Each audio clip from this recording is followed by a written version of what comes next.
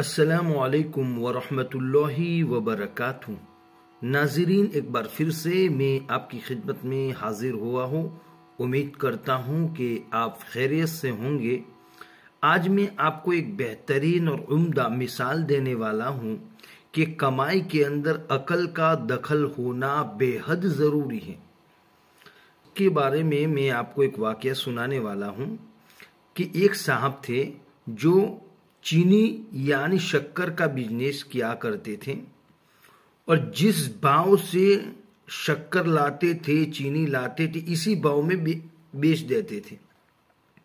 किसी ने सवाल किया उनसे कि आप जितने में शक्कर लाते हो इतने में बेच देते हो, तो फिर कमाई कैसे हासिल करते हो, यानी नफा कैसे कमाते हो?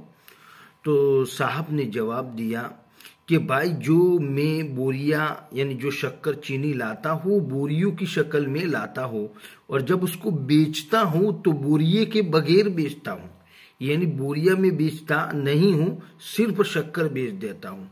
और जो शक्कर बिक गई तो उसके बाद जो बोरिया रह गई उसको मैं एक बोरी 10 रुपये में बेचता हूँ।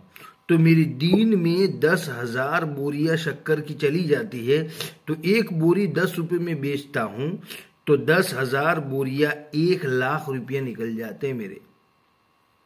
तो शक्कर मैं उसी भाव से देता हूँ, लेकिन जो शक्कर जिसमें आ रही है उसको मैं बेच के कमाई हासिल करता हूँ। तो मालूम हुआ कि कमाई के अंदर अकल का दखल होना जरूरी है।